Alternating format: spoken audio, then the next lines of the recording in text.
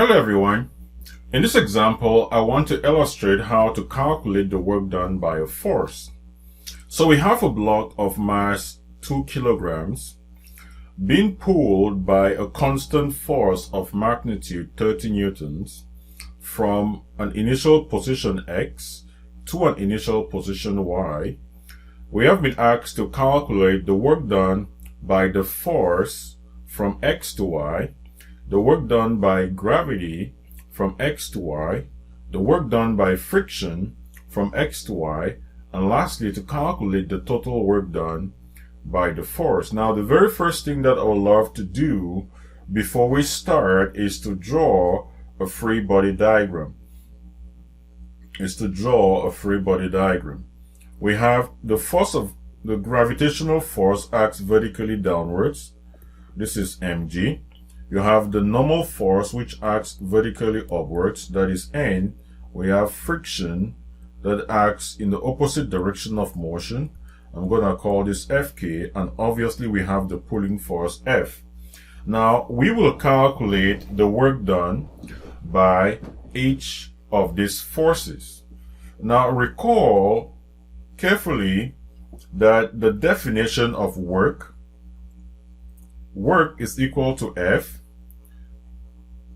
delta X multiplied by cosine theta, where theta is the angle between the direction of the force and the displacement vector. So the work done by F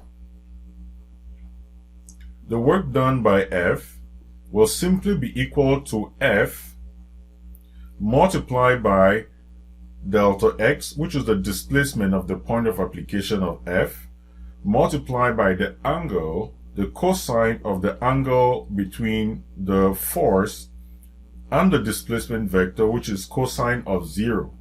So this is going to be equal to 30 newtons multiplied by 10 meters.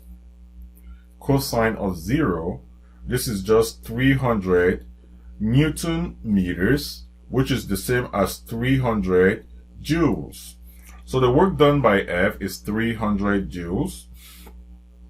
Now similarly, part B is that we need to calculate the work done by gravity. The work done by gravity is simply the force of gravity multiplied by delta X cosine theta. Now cosine theta is the angle between the force of gravity and the displacement vector. Take note about that.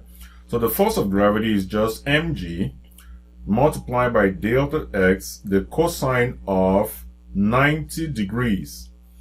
You know, this is the displacement of the particle, and gravity acts vertically downwards, so the angle between the displacement and gravity is a right angle. So this essentially is equal to 0.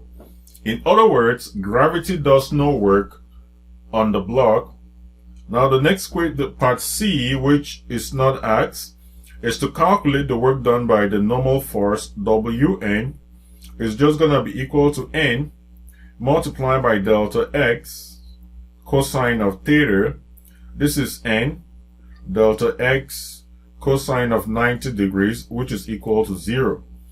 In other words, gravity and the normal force does no work on the block because they are at right angles to the direction of motion. It's important you take note about that. Now the last part, D, is to calculate the work done by friction. The friction force Fk is equal to mu n. This is the same as mu mg, which is equal to 0.3 multiplied by m. M is 2 kilograms multiplied by g, which is 10. I'm going to use g just as 10 to make my life easy. 10 multiplied by 0.3, that's 3. 3 times 2, that's going to be 6. So this is going to be 6 newtons. So the work done by friction is equal to Wf is equal to the friction force delta x cosine theta. This is equal to 6 newtons. Delta x is 10 meters. What is the angle between friction and the direction of motion? If you look at this diagram, you will notice that the direction of motion is that way and friction is this way. So the angle between friction and the direction of motion is 180 degrees. So this is cosine 180 degrees, which is -1. So this means that the work done by friction is -60 joules. So you notice that the work done by friction is negative because the displacement of the point of application is really opposite to the displacement of the the direction of friction is opposite to the displacement vector. Now the last part is to calculate the total work done on the box. This is going to be equal to 300 newtons plus 300 joules plus 0 joules plus 0 joules minus 60 joules. All of this will be equal to 240 joules. So this is the total work done on the block. This is the total work done on the block. Thank you so much, everyone.